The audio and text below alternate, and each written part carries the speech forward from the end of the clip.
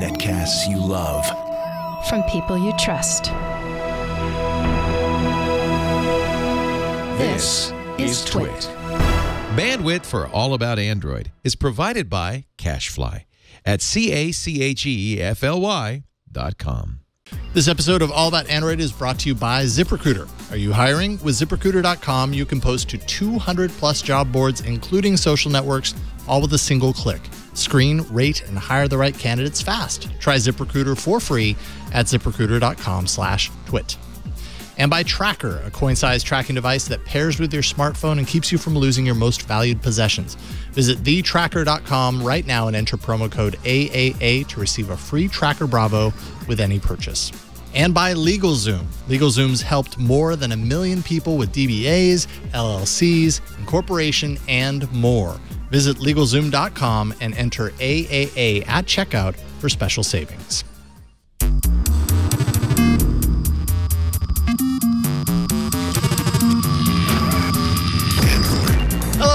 To another episode of All About Android. This is episode number 313, recorded Tuesday, April 11th, 2017, where your weekly source for the latest news, hardware, and apps for the Android faithful. I'm Jason Howell. I'm Ron Richards. And I'm Florence Ion. Yo, I like how you have your S Pen behind your ear. Well, I need it so I can grab it and, just start S penning away. So there's no mount on the side of the S3, the Tab S3 for the S Pen. So the mount is your ear. Hey, Flo, look at this. What? No! Oh. Tony Hannity's, of course. Lazy Tech Tony. Boom. On Twitter. Lazy Tech Guys. How's it going, Tony? Great. How are you? Awesome. So tell us what you're showing off there. This is the Surface Pro 4. So this has been in Microsoft's And this is the Android version. Right, sure. Yeah. But this magnets. The The pen just snaps to the side. Oh, yeah? Okay. Hold on. I think there's a magnet on the back. This will go on. I mean, there's a clip on the thing. You'd think that there would be a clip somewhere or Mine something. has a clip, too. So that's just for pockets, though, right? Well, it does magnetize right here. On the front of the keyboard? No, it doesn't. Oh, right there. No. This one's... That's right handy. there. How much is this one, though? Like, retail price? It's probably significantly... I think it was $6.99. Yeah, it's significantly less expensive. So if you don't want a full-on PC... Well, it's $6.99, not including the keyboard. Okay, well, this is $9.99, not including the keyboard. Okay, Ooh. yeah. So win. That's Windows 10. Right, and that's the difference. But magnet. That's all I'm saying. Yeah, hey, love Android. That extra I love $300, magnets too. Yeah. it's got to go somewhere. Exactly. Apparently, it went to the magnet.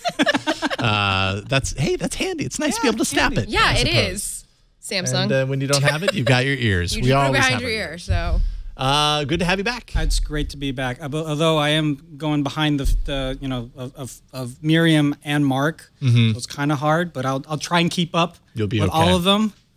We'll do this. You'll be okay. Okay. We got you. You always do awesome, and we appreciate you coming in. We have a lot-ish, kind of, not really, stuff to talk about. At least you're honest. Hey, yes, you can't see. We set the expectations low. Bars right here. And then we exceed that expectation. Well, are we officially in the pre-IO quiet period now, or we're in the Something quiet period. The pre.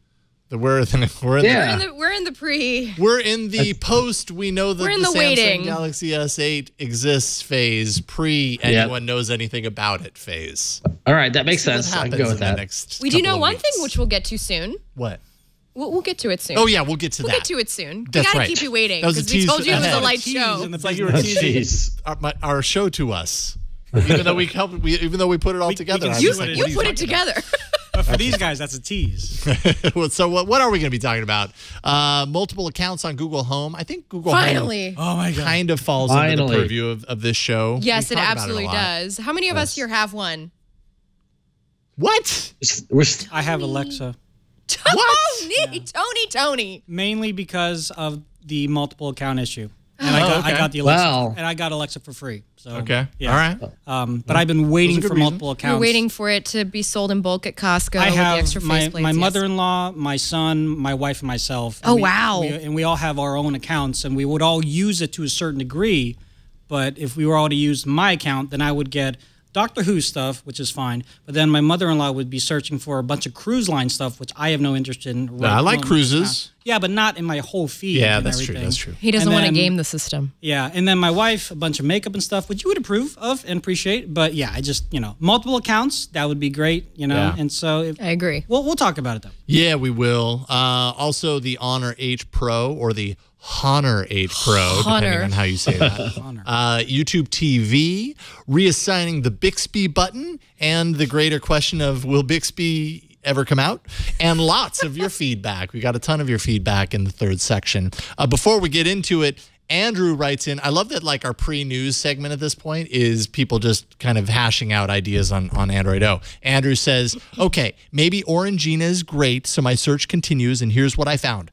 Opera cake. Oh, Opera cake is so good. Mouth-watering. It does look really delicious. Oh, it's so good. How could I forget about Opera cake? Yeah. But they're not going to call it opera cake because then those folks up in the Scandinavia with opera are going to get all excited because thinking they're finally going to get some due respect, and they're just not going to. So originated in France, by the way, this particular pastry. So it's right, it's but the opera browser, is Scandinavian. Google loves us. Oh wait. Oh wait. But Opera Browser is not a delicious, tasty treat, so they should know. No, it's not. No. Yes, potentially it's not in more ways than one. I can't wait to get the angry email from the one Opera user who's like, Opera's really the best browser. They had tabs before anybody. I really didn't appreciate how you guys were talking about Opera at the beginning of the show. It's going to happen. It's going to be like size 16 font type. There's always one. And Opera's not a bad browser. It has cool features. It's just not very used by Chrome people. When Chrome's in the room, it's hard to look anywhere else. All right, hey, let's Brian, do you think you're ready? Think so. Have we given you ample material? We'll see. Kind of crazy so far. Let's go to the news. This might be a light week, but we're going through the news, so you don't have to. Stick around for Android news. Okay. Who wants to sift through their RSS feeds? Yeah, we do. Who has time for that? I ain't got time for that. Nobody got time for that. Who still uses RSS feeds? I do. What is RSS? Anyways, really? Wow, you survived. If you want to look for multiple news sources at once, RSS feed. It makes Control F and Command F very easy as well. True that. When you're doing your news writing job. So, hey, speaking of news, which is what we're talking about right now, have you guys heard the latest Android platform numbers? No. Do tell. The latest Android distribution numbers released for the month of April. That's this month. April showers do bring May flowers. Nougat has finally almost hit 5%. It's currently hovering at 4.9%. Everybody just golf clap for that. Okay. Pretty close to 5. At this point in the Marshmallow era, it's only hit 4.6%. So Nougat is beating Marshmallow at this point in time. It is. In Nougat's rollout as compared to Marshmallow's rollout. It's supposed to, but considering the minor difference in percentage, it's pretty small. Yeah. It's not exactly leaping It's not ahead. blowing it out of the water. Well, April of last year, Marshmallow was closing in at 5%. And I did some research on that. Oh. Yeah, sorry. Marshmallow was closing in at 5% April 2016 of last year. So in regards to year over year, we're almost on par. On par, yeah. Same ballpark. Yeah. Interesting. What were you going to say, Ron? I was going to say that, you might scoff at a minor amount of percentage change, but that represents thousands to tens of thousands to maybe even hundreds of thousands of users. Like that, those percentage numbers actually are significant numbers of users, I think. So don't be, I think, fooled by the low percentage amount because it's actually. Yeah. So by the way, that was factually incorrect. I was just completely incorrect about that whole thing. Wow. At least. There were two. Okay. If Marshmallow actually has 31.2% market share, not 4.6. No. So okay. Marshmallow does. Nougat has 4.6. So okay. Basically, I was confused by the notes, everyone. Yeah. And I apologize. Sorry. Wholeheartedly. With Marshmallow's rollout at this point in time, yes, when Marshmallow was as old as Nougat is, as old as it is now, Marshmallow was at 4.6 compared to Nougat 4.9. So the speed, sorry about that. So the speed of the rollout, the speed of the rollout is marginally better for Nougat, but basically kind of on par. But I mean, when you really look at it, like how many, like you said, Ron, how many Android devices are out there? It's I mean, thousands. you're talking, just in general, I mean, you're talking millions upon millions upon millions of these devices out there. So even a small percentage difference does equate to a large number of devices in total.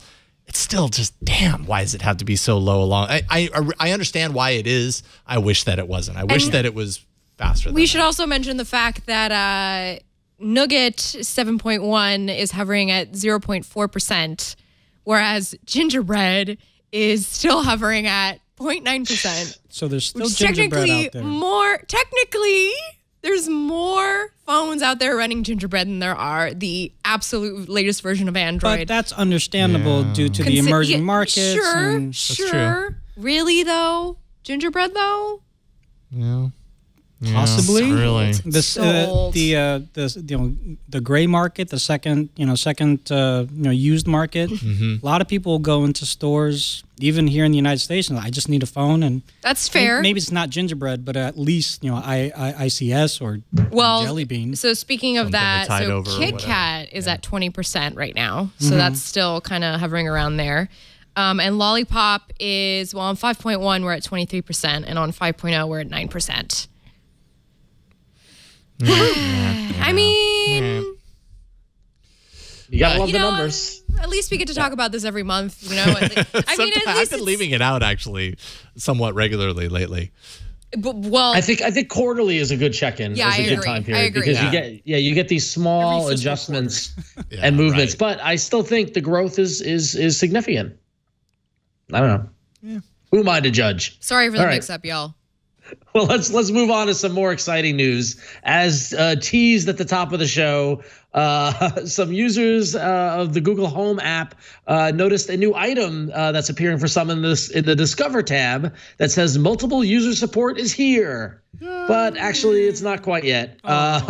So now you and others in your home can get a personalized experience from your assistant. I have not gotten this update yet, so I don't have access to it. But it's moving in that direction, so I cannot wait to get it. Some other changes that they did change, which I did have in my app currently, is Google has also moved the shopping list feature into Google Express and away from Keep, which has gotten a lot of criticism because I'm not happy about this. What was a handy dandy way to keep track of your shopping list in Google Keep now has become a basically an injected make you use Google Express tool, which is synergy but also annoying. Yeah, what are those of us in the burbs supposed to do? It'd be nice if Google gave you the option to choose. Google, I live in the burbs. Yeah. I'm never going to use this. We don't get because you don't. We don't get offer it in the burbs. We do. I mean, because I live in the next town over to you, and we do get like 2 stores that will. Yeah, but.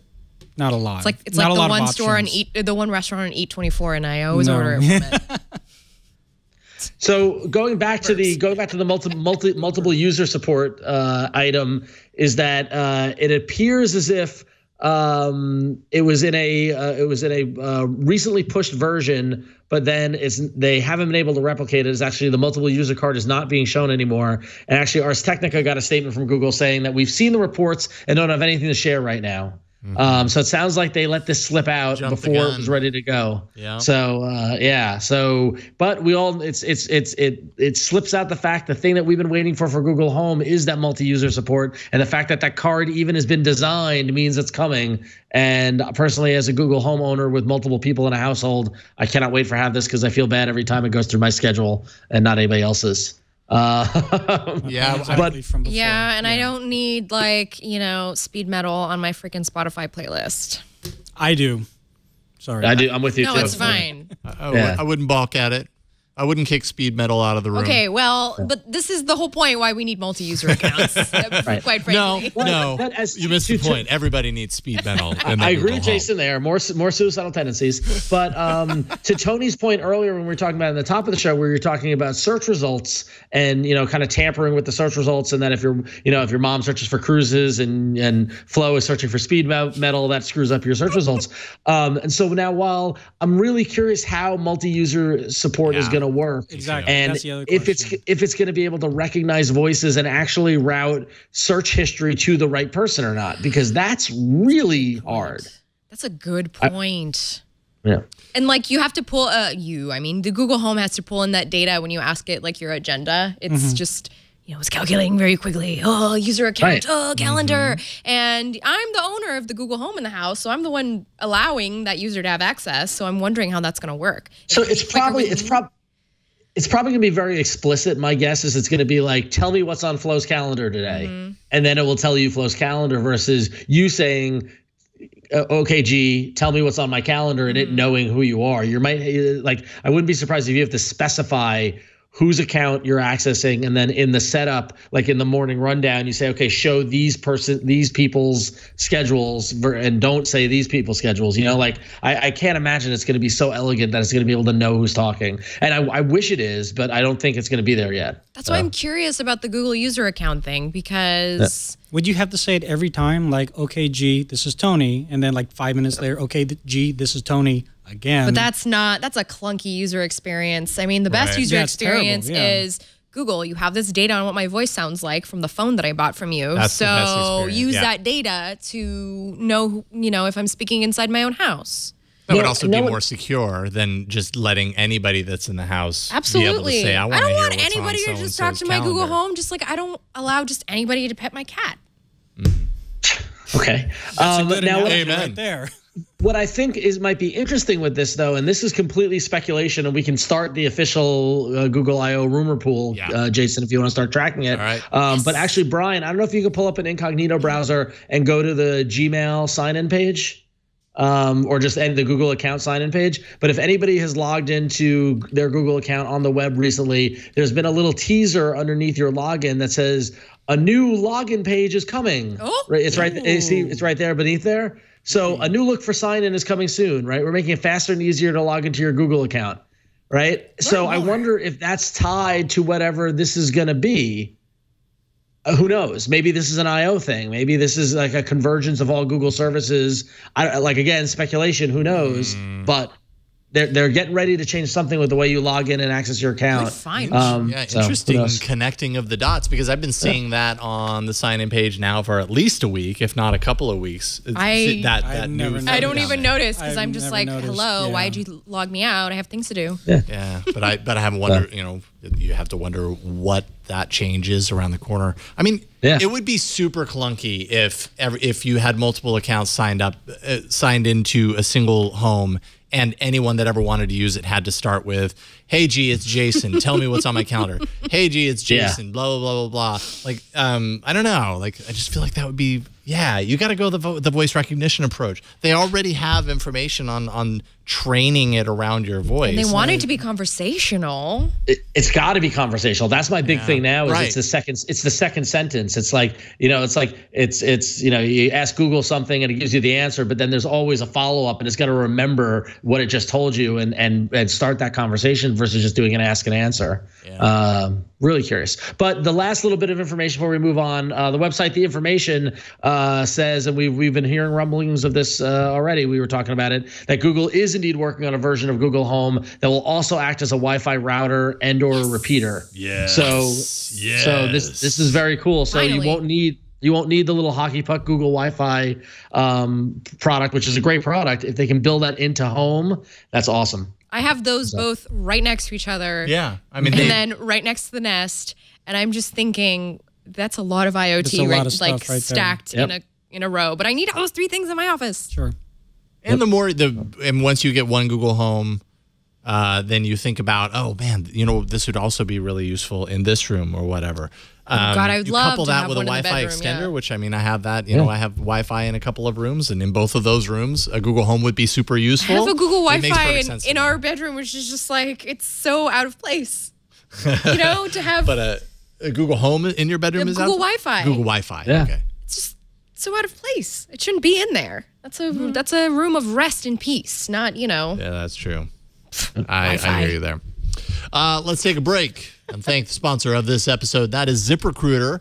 If you're hiring, you need some help. You got to know where to search to find all the best candidates for your positions. You and that isn't always easy. You need to be able to post your job in all these places, but it's usually, the process can be very complicated and convoluted because there's tons of places. Posting in one place isn't enough to find all of those quality candidates that are out there. If you want to find the perfect hire, you need to post your job on all of the top job sites. And with ZipRecruiter, you can do that easily. With ZipRecruiter, you can post your job to 200 plus job sites, including social media networks. Of course, you want to be there, Facebook and Twitter, all with a single click. You can find candidates in any city or any industry nationwide. You just post one time, and you'll watch as candidates roll into ZipRecruiter's interface, which is super easy to use. They make it very easy for you to hop in there. No need for juggling emails, no need for calls to your office. You just quickly screen the candidates, rate them, and then, of course, hire the right person fast. Find out today why ZipRecruiter has been used by Fortune 100 companies and thousands of small and medium-sized businesses, and that's because it works. It saves you time. Right now, you can post jobs on ZipRecruiter for free by going to ZipRecruiter.com/twit. That's ZipRecruiter.com/twit. And one more time for good measure, to try for free, go to ZipRecruiter.com/twit. And we thank ZipRecruiter for their support of All About Android. All right, this second block is 2 segments in one. We'll start off with hardware.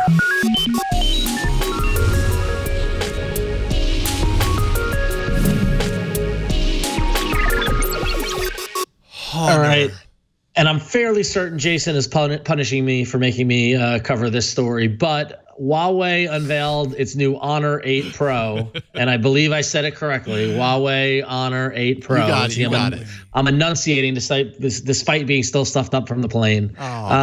So the Honor 8 Pro, somewhere around $600. It'll cost you to get this. They released it last week, and here's the specs: a 5.7-inch quad HD display, a Kirin 960 with 4 2.4 gigahertz cores and 4 1.8 gigahertz cores. That's a lot of gigahertz cores. 6 gigabyte of RAM, 64 gig of storage, 12 megapixel rear-facing camera, 4,000 milliamp battery, running Nougat, Android 7.0, and the device box turns into a cardboard VR viewer, which I can't believe no one has done that yet, and that's genius. Alcatel has done this. Okay, so of course Alcatel has done that. Alcatel has always done everything. So this is going to be available in the UK starting April 20th, and no word on the US availability or pricing yet. And there are many, many people out there who are saying it's a better phone than Huawei's flagship, the P10.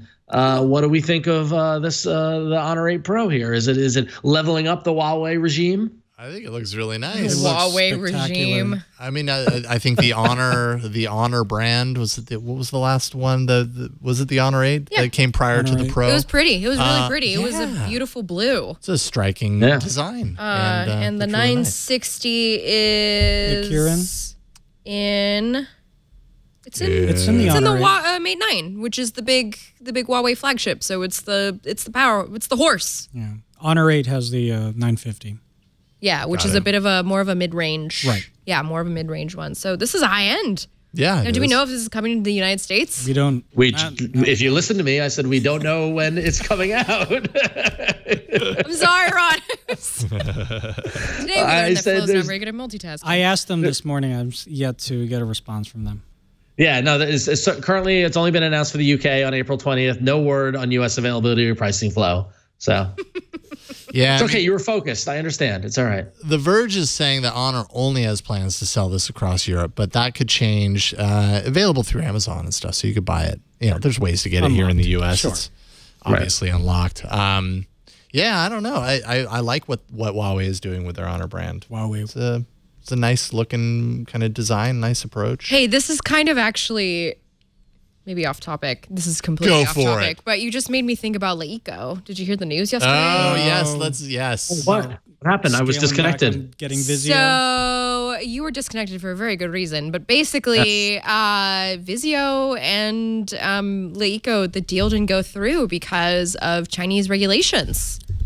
Wow. A lot of people were thinking it's because they couldn't afford them, but they're saying regulations. Well, they're saying regulations. Right. I'm pretty sure it has to be a mixture of both. But I'm wondering if that's coming off that bad news. Leeco laying off like a bunch of people too. Like, yeah, interesting. They say they're missing their forecasts for U.S. sales. They're planning more job cuts. I mean, they had that huge announcement with all those things. Did you go to that announcement? Yes, I did. You went to that big kind of crazy announcement where they showed off at an the Android Palace bike. of Fine Arts in They showed San off Francisco. the electric vehicle, which is the Faraday Future. Yes, and they had car. 8 men on stage, 0 women. Just FYI. Yeah, I did a tally that day. That's right. I remember that actually. And I thought about it because you were saying, are we excited about the Honor 8 Pro? And I just think about Huawei as being one of the few Chinese brands that has any sort of weight with Android users these days. Yeah, absolutely. I would completely agree. And look how excited we get over the Honor 8 Pro. No, and I mean that in all sincerity because the specs inside are good and it's a pretty, they make really pretty phones. They do. And this one's all metal, which I like. Yeah. Oh, yeah. But pour one out for Leeco because Leeco? I think it's Leeco. Yeah, like Leeco system. They're not seeing Huawei success right now. That's for sure. At least in coming to the U.S. And that was one of their big things that they wanted to do. Right, which they were gonna, I believe, do in tandem with Vizio. Yeah. Right, but so since that's fallen through, they're gonna have Leeco apps on Vizio. Precisely. Like nice consolation prize. Yes. Yay! So now when you go to Costco, you could see the Leeco apps. You can still be Vizio part of the TV. Leeco ecosystem through Vizio. The ecosystem, and if you're sitting in Ron's living room watching TV, you might be able to enjoy one of Leeco's apps. No, well, via TV. Oh, that's right. Your TV doesn't have apps, right? I'm on the E series, which is only the Chromecast. I didn't want any of the apps. That's one of the reasons why. Someone specifically asked me if I looked at the Leeco TVs, and I was like, because they were running Android TV and they have Chromecast plugged in, and I did see them at the demo setup here in New York City, but I didn't want any stuff on the TV. I just want the Chromecast, and I was watching the Mets game earlier, and it was excellent. Would it sway you differently though if your TV's interface was Android TV because it has Chromecast built into it? Well, that's what I thought. That's what I thought of. That's what that was the real question. Is that because I was like, here we are back talking about my TV, but that's okay. It was okay. I loved Google TV. Android TV was the next iteration of it. Let me get something like that. But I don't want to turn on my TV and have some other curation or whatever barking at me to go to launch this app. Like, even though Android TV is great, there's still it treats it like a storefront. And I'm at the point now where I rarely sit down in front of my TV and go, I wonder what I should watch. Like, I always know exactly what I want to watch, and all that stuff is just noise. Like, even like the only reason why I have the Amazon Fire Stick is to watch stuff that's only on Amazon. And every time I switch over to the Fire Stick, I cringe as I wait for that whole screen to load up, and they're hawking whatever show that I don't watch or whatever app they want me to download or whatever. Just too much noise. Yeah. So part of it was a decluttering to go for the E series, and also to speak to. I know Jason, you and I talked about this offline, but I did get an email. I forget from the person's name, but you know who you are. The TV, the E series, a lot of them don't come with a TV tuner plugged in. So if you plug in a HD antenna, nothing will happen. You basically need a TV tuner box. But the one I got, which is the latest model, has the TV tuner plugged in. So that wasn't a concern for me because I can just plug in my antenna and the TV tuner software is in there. I don't need another box. So it looks like some of the E series do have TV tuners. So interesting fact. There you go. Interesting. Yeah. Yes. Megan Maroney here at Twitch. She just got a new Sony TV, and it's running Android TV underneath. Cool. So I'm very curious to hear what she thinks about that. I mean, she's an iOS user, and it's Android TV, and so I wonder what the interplay is there between the. I did look at the Sony Android TV displays, and they were in the running. Those were some nice TVs, but ultimately, I just wanted Chromecasts. So. Yeah. Fair. And we're going to revisit my TV. After the next, in a little bit in the next segment, actually, because this relates to some of the news. Yeah, now's a good time to jump into apps.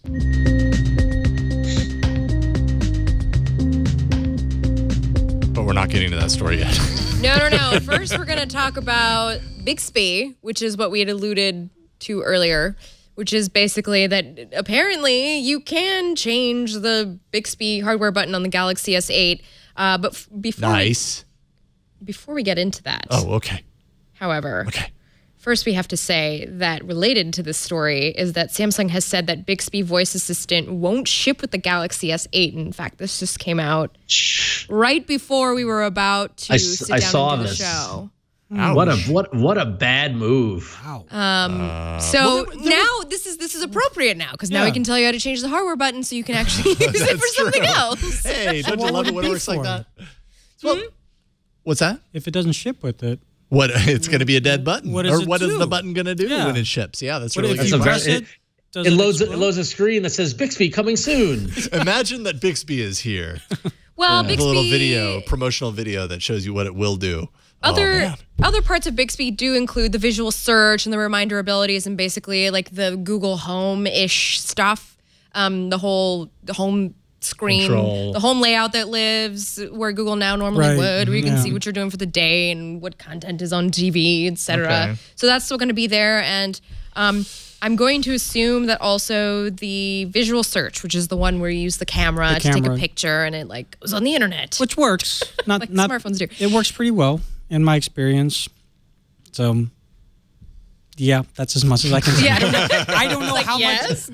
I don't know how much you would actually use that because as you guys were talking about it last week, you take a picture of Clorox wipes or something, you're probably going to buy it anyways. Like I'm at Target already. Yeah, why would you need to take a picture of the Clorox wipes to tell you the prices of the Clorox when you know you're going to buy? Well, it's supposed to be for like wine and like cheese and fancy. Yeah, but a lot of those things are so esoteric that like when you take a picture of like cheese, like, well, I don't know, like it's cheese. Like what do you want it's Swiss. There's holes in it. Yeah, that's bad. It's not Swiss. It's I don't know very much about cheese. Like I don't know. Yeah, I don't know very much about cheese to make that joke really go the extra mile, unfortunately. But wow, no Bixby at launch. That's kind of a that's huge. Not.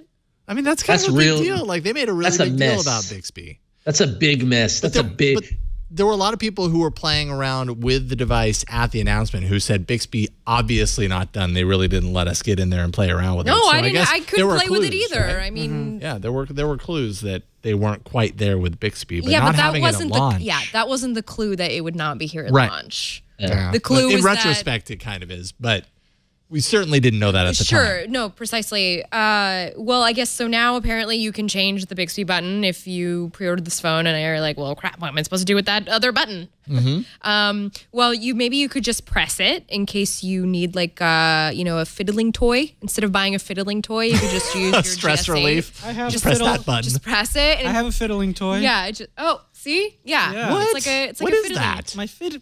I don't have a Bixby. People who fidget. See, I don't have a Bixby button, so I have to use this. See, this is what happens when you don't have a Bixby. Can I see that? I want to fiddle. Jason's okay, gonna continue. Fiddle. I'm going to play. He's going to fiddle while I continue. We just lost Jason for the whole I know. show. That's it. We're done. That's why they call it a fiddling Not toy. now. I'm fiddling. Fidget toy. Fidgeting. That's so cool. Fiddling is the actual act of fiddling. I just realized now. That'll make you go blind, Flo. Yeah, you got to be careful. An app called All-in-One Gestures can change the Bixby button with the accessibility services activated. So apparently you can press the Bixby button. It generates some sort of unique code. You press back to exit out of Bixby. You click to add that code, and then you can assign it a new function with this particular app, which you can choose to have Google Assistant pop up when you press it, which is nice. Or search or whatever. Yeah. So you can actually use Google. Which is what you'll probably want to do anyways, right? Which is what most people... We don't know yet. Nobody's actually used Bixby to be able to give it the full... I pre-ordered my S8 Plus, so I will definitely give Bixby. I did too. What color did you get? I got Orchid Gray. I'm so proud of you. I'd like to know how many people have bought Samsung devices and have been using Samsung like milk and the Samsung S Voice. Like how many Samsung Knights are so devoted to Samsung ecosystems that they're actually downloading the apps via the Samsung apps gallery and things like that. Because there's so many people that I've talked to and read anecdotally and the journalists that say the phone is great, but Bixby is such a fidget toy. Jeez, we really did. We really did lose. That was good. We might not have lost Jason, but we lost Brian for sure. I don't know. Brian with the wipe. That was well done. That was really well done. for our audio listeners, Jason is playing with Tony's fiddling toy, which is a little spinny device, a spinner that spins on his finger, which is pretty cool. Not as cool as Bixby, or it's probably cooler than Bixby, to be honest with you. So I never realized I needed one of these, but apparently Bleak might have leaked to it on Ali. Did you get this at AliExpress? No, but there's a ton that you could buy. So this is. I learned something. I never knew that there was a whole genre. They sell them fidget. at 7-Eleven now, by the way. They sell them at 7-Eleven now. Yeah, you can get them for like $3 on AliExpress, or that one for $90. Yeah. This is $90? Yeah, because it's all brass. I mean, it's nice. Yeah. For a fidget toy, it's really nice. You couldn't just melt some pennies. Jeez, I didn't know this thing existed. Oh, Flo. I feel like I need one. I was thinking too quickly. Oh, man, that's so weird. Anyways. Let's talk about the next story. Anyways, TLDR, y'all, if you pre-ordered the Galaxy S8 and you're worried about a Bixby button, there are plenty of button remappers available in the Play Store that you can use. All-in-one gestures has over 1 million downloads, so that is definitely verified by the Play Store. So write that down. You can do it, too. For when the phone comes out. That's right. And they're saying Bixby is going to ship in late spring. So it's not that far off. Yeah. I mean, it's going to be late spring is the end of June. So, your mileage may vary. We'll see if they hit that or not. Don't you want to have something that's like 100% instead of 60%? Yeah. Sure. Yeah. Although, to be fair, we are Android users, and most of the things Google gives us sometimes are only at 80%. Well, it's in beta. And also understand where Samsung's coming from with their improved focus on quality assurance, that if a product is not bulletproof, they're not going to ship it. So, maybe Bixby is not going to make your phone blow up. So maybe it's a good thing. So there you go. That would be a bad thing for Or Samsung. record everything you're saying and then sending it to your mother. Jeez. This is what Flo said today. Like, setting up your phone. Who is your mother? What is your mother's email address? And her phone. Great, thank you. I'm not telling you why I needed that. So Google unleashed a new app called YouTube TV. It's more than an app. It's an app and a service. Yeah.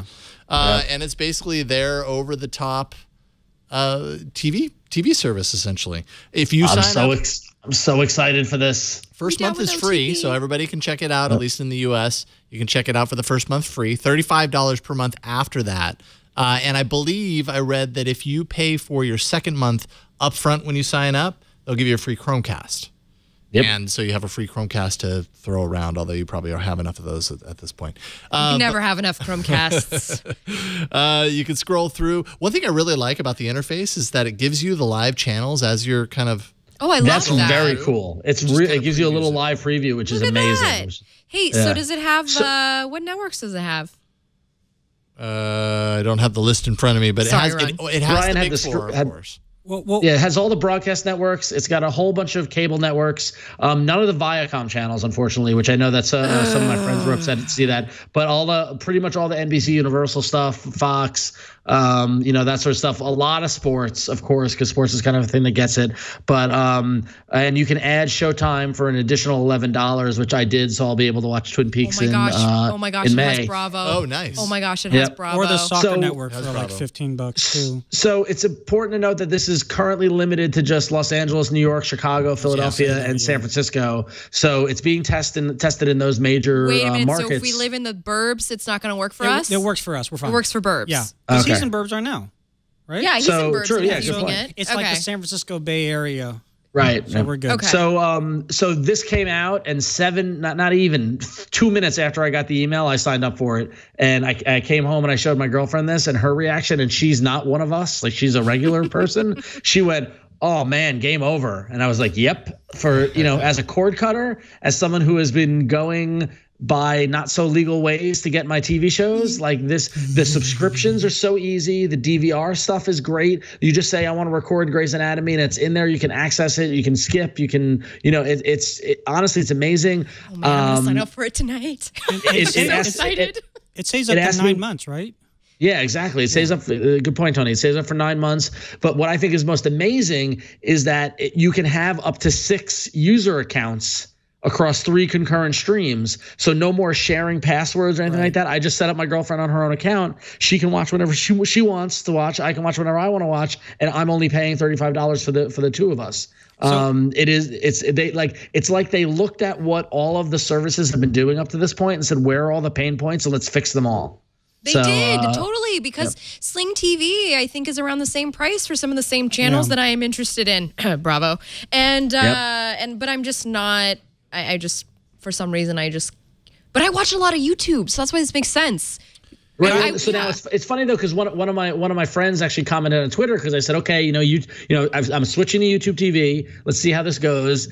And he's like, oh yeah, start the countdown now to see when, after you finish watching a show, they suggest the next YouTuber as the next thing to watch. Which is probably going to happen sooner or later, because they do list amongst the channels YouTube Red, which is as a channel. And then they also do have, as Jason's pointing out here, shows on YouTube. Original stuff. Yep. Yeah, exactly. And they also show you trending on YouTube, but that's fine, because I mainly watch Seth Meyers on YouTube. I watch the closer look, and that's it. I don't care about the rest of the show. That donut episode's really good, by the way. And then you can watch dumpster diving videos afterwards. Sure. So what's really nice too that I like is, so Jason, if you start a video, just any video, and then you swipe down. So it still plays like picture in a picture, but then you can keep on searching for other shows. So it's kind of like if you're in the middle of a commercial break while you're watching, like on satellite TV. Exactly. In your commercial break, you could kind of peruse the other channels to kind of look between channels. Like, oh, maybe during the next 2 minutes I'll watch this show, and vice versa. So the picture-in-picture has come a long way. Yeah, the picture-in-picture is doing really great. It's come a long way.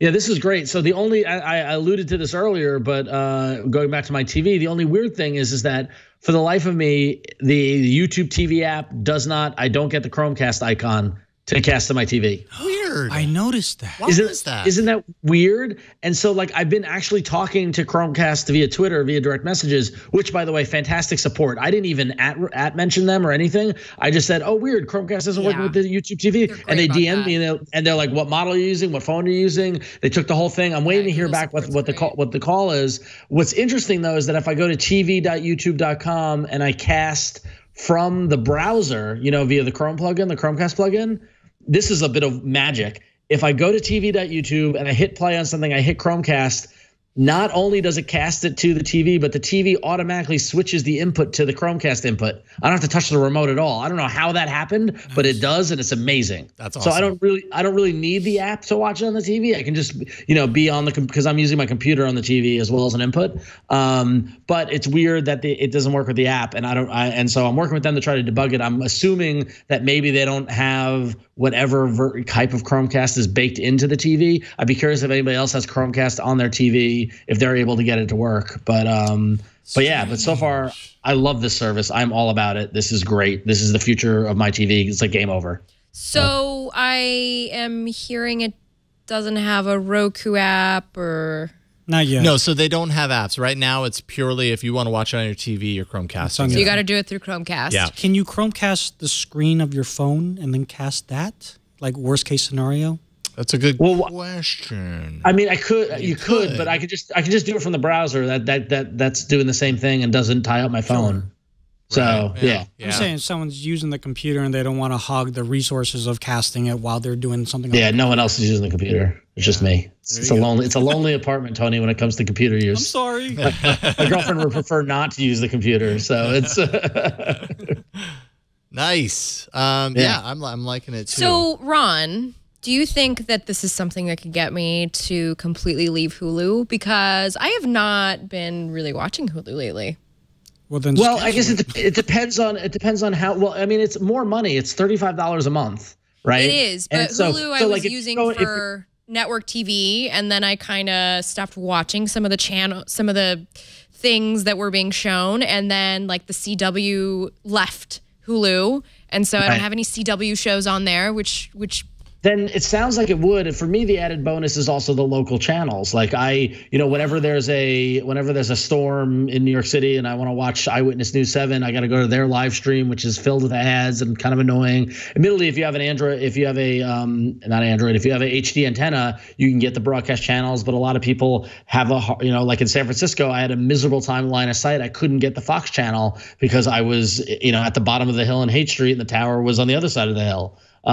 So just in terms of the local access, like we're not just talking like ABC, NBC, CBS, we're talking local affiliates. Like I get WABC, the Channel 7 Eyewitness News team, which is the best in the business. It's that local aspect. So the Oscars, award shows, all that sort of stuff. Now I can get through YouTube. It's like this is like I don't want to pay cable. I don't want to give here. It's Time Warner's turned into Spectrum. I don't want to give them a cent, more than a cent than I have to. And so this is a way to get all that stuff without having to go to them. It's really could be the future of TV distribution. I think YouTube finally, like it was kind of thing like why did it take them this long? Mm-hmm. So then the benefit is also like if I'm on my computer, I can just have a window in the background and just exactly your TV. Yeah, you could have it in a little. If you're traveling, if you're on the road and you want to watch your local stuff or whatnot, you have it. Will they let you? Yes, because you sign up in your local region. Yeah.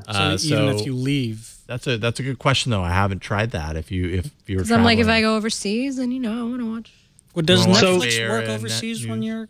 Because Netflix does not. Right. Well, they'll give you whatever's in that region. Okay. So presumably this might be the same content issue if you took this overseas. It would say, well, yeah, because I know that the app does get your location when they make a point of like we're figuring out where you are. But I was also able to like on the web, I told it this is my zip code, and it worked. Right. So yeah. But hey, I'm fine with paying $35. I don't need the Chromecast. This is, I mean, I paid like so much money monthly anyway for subscription stuff, and I already pay for shows I don't get. So ripoff, total ripoff. I mean, the one thing I would say that YouTube TV could get rid of Bravo, I think that's extraneous, but all the other channels are just perfect. I love it. So I'm totally and also in Marsworm in the chat room mentioned that that he doesn't get Chromecast on his Vizio SmartCast P series either. So I'm wondering if there's something in the firmware on the Vizio TVs, Chromecast that's having them not talk. And I'm just waiting for the update to the YouTube app. I bet you to the YouTube TV app. I bet you it gets fixed with the next update or a future update. And the TV's supposed to be so that if it's on, it's castable. Like there's no like mode to be in order to receive. No. What's funny is that when I go off my Wi-Fi, I get the Chromecast icon, no problem. Yeah. Interesting. All right. Cool. Yep. YouTube TV awesomeness. Yes, indeed. Very cool. Worth the wait. Well worth the wait. What's also worth the wait is thanking our next sponsor. This episode of All About Android is brought to you by Tracker. And if you're anything like me, the mornings get a little hectic. You just cut it as close as you can. You get up, you work out, you shower, you send off a couple of work emails. If you have time, you eat breakfast. You get 2 seconds of the news on ABC, Channel 7. You throw your laptop in your bag. You have just enough time to make it to work. And you turn to lock the front door. And you realize, where are your keys? Now you're going to be late. So we've all been there. But now with Tracker, you never have to worry about losing your things again. The Tracker Bravo is a coin-sized device constructed with anodized aluminum for the thinnest, most durable tracking. Locate misplaced keys, wallets, bags, computers in seconds. Just pair Tracker to your smartphone, attach it to any item, and find its precise location with the tap of a button. It's just that easy. Seriously, it is. I use Tracker on my keys. Literally, that use case I've done, and it's super easy. If you lose your phone, you can press the button on your Tracker device or ask your Amazon Echo, and your phone rings even when it's on silent. Your phone can track up to 10 devices at once, and family sharing lets you track the same Tracker Bravo from multiple phones. Customize two-way separation alerts so you're notified before you leave your item behind, which is super smart, by the way. With over 4.5 million devices shipped, Tracker has the largest crowd GPS network in the world, so your lost item shows up on a map, even if it's miles away. The Tracker app records its last known location. When another Tracker user comes within a 100-foot range of your item, you'll receive a GPS update on where your item is located.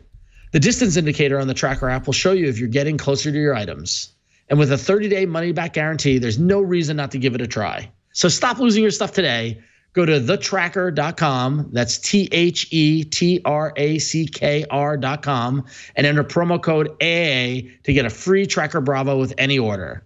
That's thetracker.com, TheTracker.com, promo code AA, and your free Tracker Bravo with any order. We thank Tracker for not only keeping track of my keys, but for sponsoring this episode of All About Android. That's right. Tracker.com, promo code AAA. Thank you, Tracker, for your support. We've got a bunch of feedback. Real quick, though, just to tie on to YouTube TV. I was looking this up. If you're watching from the location that you set up in, you can watch the big four broadcast networks. Okay. If you're outside of your location area, you can't watch the big four, but you can watch any of the cable networks. Interesting. So it's very localized for so it's as if you had it, you were carrying a TV with you and you were setting it up, and no, honestly, that's the comparison. It's Now the DVR, is that cloud-based, or can you download it directly to your device so I can watch it on the plane? Ooh, I think offline. That's a good question. I think there's offline viewing. Whoa, Tony. I just asked. Whoa, that's a lot of stuff for a launch, man. Let's see here. The expectation of downloadable. No, yeah, totally. Hang on. So I recorded The Expanse. Then let me see if I can. When I go to play it, let's see. This is great watching me try to figure this out. Content. It just shows it. It doesn't say. Yeah, I'm not. Does it show a little download arrow? I don't think there's offline viewing yet. Not yet, anyway. Yeah, man, that'd be pretty awesome, though. I mean, I'm sure it's coming. Rome wasn't built in a day, y'all. It took Netflix how long? It took YouTube how long to have downloadable content? So it's becoming more and more a norm in this. It's more common. It's becoming more common. I never thought I would see the day that YouTube would become a cable provider. I don't know. Honestly, after looking at this, I don't know why it took that. Like I said, I don't know why it took them this long. They've got the infrastructure. It makes perfect sense. It's just the deals. Yeah. But to Tony, to your point though, I've never used offline viewing for anything. Okay. Like I've never downloaded it. Like mainly because I sleep on planes, so I don't need to be entertained. But like, there's a problem. Yeah, exactly. So I recognize that if people want entertainment on planes, they probably would want it. But I'm not. That's why I didn't even notice it, because I didn't miss it, because I'm always connected. So or try to be always connected. Oh, I've used it on Netflix. I've used it on Amazon, and it comes in super handy with kids on a plane. It's just like load the tablets up. Give them as many options as you can. With kids on a drive to just San Francisco, it's like offline. Yeah. Oh, yeah, right, because you're not connected to your home Wi-Fi. Yeah. Man, I had coloring books back in my day. I know. Now they just go. I tell them to look outside, enjoying the scenery, and they look at me like I'm stupid. I'm like, okay, fine, here's your phone. What happened to looking at license plates and talking about the states that you see and all that? Yeah, my son does that, and he punches me. He's like, don't do that. I'm driving. Probably back into my tablet. Yeah. All right, some feedback time. AAA@twit.tv if you ever want to leave us an email. We love to get your emails. We've got a bunch here. Yeah, we'll see how many we can get through in a short period of time here. Dwight from Atlanta says, the new S8 looks amazing as expected. I'm sure the next Note will be also, but seriously, guys, I think this Note 5 is going to be my last Android flagship device. I'm not saying I'm leaving the platform for good or will never own another Android phone. It's just I'm not going to depend on it as my daily driver anymore. I always get so excited about yearly OS announcements and all the cutting-edge features from Android OEMs, but I swear it never fails. I get the latest phone that I've been drooling over. Everything's great for 3 to 6 months, but by 9 months to a year, I'm ready to smash the thing because of the horrible performance and battery life. I'm tired of factory resets. I'm tired of constantly tweaking to optimize for battery life. I'm tired of seeing Android OS, Android system, and Google Play services sucking up 50% of my battery. I'm just tired. So he goes on to basically say he's going to test out the iPhone, of course. He's going to switch over. He says the divorce papers are signed. Android will always have a place in my heart, but she'll be more like a side chick for now, and iOS my main squeeze. Android ain't no side chick. Hold on now. So now, interesting. Nice. Oh, geez. Interesting timing for this email though, because I'm going to say something very uncharacteristic of me. Okay. In that, so I was standing in line for Peter Pan at Disneyland yesterday as I watched at about 4 o'clock as I watched my phone shut down because the battery was dead. and I didn't have my external battery on me. I left it at the hotel, and so essentially I was phoneless from 4 o'clock until about 9 or so, when I finally went back to the hotel room to grab my charger. And I found myself for 5 hours turning to my girlfriend, going, "Oh, take a picture of that. Oh, could you send that to my sister? Oh, look this up." Sucks. on her iPhone, and I was self-aware enough to realize that, like, oh, here's the difference. I even asked her at that point when my battery died. I was like, "What are you at?" And she's like, "Oh, 66%." And I was like, "Ah," and like in my head, I was like, "This is, we still haven't solved this problem." I will say I am very impressed when I see my pals with like 3% on their iPhones and they're still texting. They're still doing everything. Yeah. I'm like, "Aren't you afraid? Don't you want to go to a charging station right now?" And they're like, "Nah, I'll just use it until it dies." Just like, I don't understand you people. Don't you want to plug it in? Like, no, because they've been using it all day and they just they know that they'll maybe get 15 minutes enough out of it. And that's okay. It's like the Seinfeld episode where Kramer driving under the gas gauge under E just to see how far he can get. That's driving that car. But the thing is, and a lot of folks in the chat room are reminding me that the Nextbit Robin's battery isn't the greatest; it has problems. But I didn't, with the exception of the 6P, when I test drove that 6P, Jason, your 6P back in the day, remember that a couple years ago, that was the only time when I never worried about the battery. Every Android phone I've had up to this point. Which is hilarious, because Eric's is dying right now. Sure. Well, I mean, but that's kind of case in point, right? Like, you get these devices right from the beginning, and they're the best devices in the world. And we all know that like 6, 9, 12 months down the line, they are very different devices. If you were to review that on day one, or within the first week, month, as most people do when you read a review of a device, and if you were to review that device at a year, sometimes people do that, you get a very different experience. And what is the reason? Is that inherent in Android as an OS? Is that an inherent weakness in Android for a number of different reasons? Is that because of you've installed too many apps and that you don't know what's going on behind the scenes there? What does that mean? I've installed too many apps, right? Because why should I have?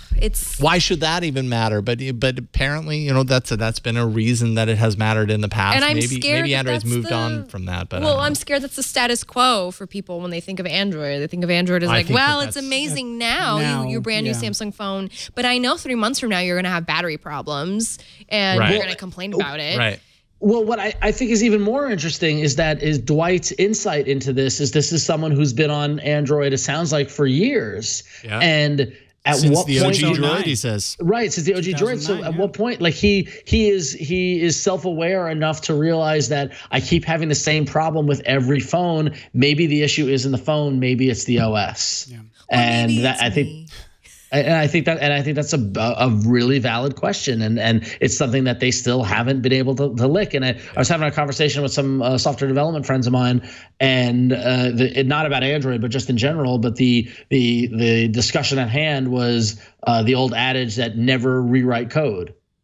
Like, you build your basic code and you iterate, and make better and fix and things like that. But if the battery management issue lingers all the way back to old versions of Android and it's still not fixed now, will it ever be fixed? Mm-hmm. It's like putting different layers of paint on top just to keep covering. Mm-hmm.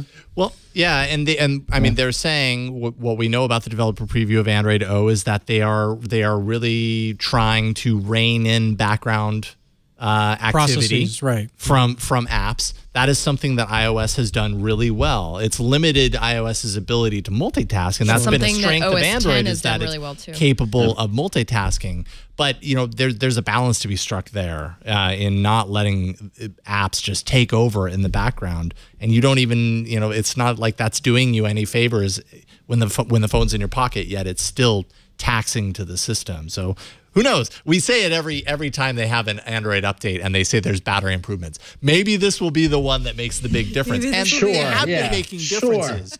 We'll see what happens. No, baby. This time will be different. I promise. No, don't worry. Well, I will say, like, on my Pixel, the doze functionality, or doze on the go, I day and night between my Nexus 6P, my Nexus 6 I had, And Doze definitely made a difference. For me, makes a huge difference. And it is specific apps that I use that will draw the battery, where in my wife's Pixel XL, hers will go all day. And all she's really doing is just Facebook and Instagram, and that's it. Yeah. Well, but the thing is that Doze helps in a scenario of your everyday kind of at home or at work or whatever, when you put the phone down, it's not being used, whatever. But in the scenario of being out, I don't know, Disneyland, or at a conference, or at a, like at a music festival, or at something where you're constantly, your phone is your conduit to the, to the schedule or to whatever's going on, or texting your friends, trying to meet up and things like that. Like, Doze doesn't help in that point. Like, Doze is an iterative help and shows that they were able to address something, but it doesn't solve the problem. Sure, but I won't say iOS, its battery is 100% better. I still see people on the side in Starbucks just charging their phone, and it's an iPhone, and it's a new iPhone, not an older one. So it's still out there. I think it's dependent on the user as well, too. Absolutely, right. Without a shadow of a doubt, it's on the user. No matter how good the battery is, there will be a user out there that can push that battery to being and it's dead the battery technology because too. they use It's it lithium-ion battery. It's by this point in time, it's an archaic battery solution. So right, we're in a science problem. Is that like all the technical innovation stuff like that, the cell phone stuff isn't going to fix the chemical makeup of lithium ion and how small they can get those batteries and all that sort of stuff. Like, we need a scientific breakthrough to solve at least it ran on air. Yeah. I mean, even the guy who I think one of the guys who started using lithium-ion batteries, or discovered the charging possibilities of lithium-ion battery, he's actually going into a whole new study with other battery technologies that we could potentially use in the future. Yeah. All right. Well, let's move on. Let's switch up topics a little bit. We got a video mail from Brad, which brings up some interesting questions about brands. Holding on. Hey guys, Cue Brad, video. Truck driver out here in Canada, longtime fan of the show. I was just wondering if you guys had any recommendations of good, reliable phones that can stand a heck of a lot of usage and have a company that stands behind their product. I've mostly used Samsungs and had great results with them, no problems at all. This last time around, I decided I'd give LG a shot, and 6 months into having the G5, GPS stopped working. Oh, yeah. Oh, no. Oh, you got that. My usual usage is 8 hours straight every day, navigating, screen on, hooked to 3 Bluetooth devices at once, and plugged in. So I talked to LG, sent it away. A month and a half later, still wasn't resolved, and I'm still out in my truck navigating around with my toddler's 5-year-old Samsung Galaxy S2 Skyrocket. Whoa! Finally said enough's enough. Bought out the rest of my G5 contract and bought an S7.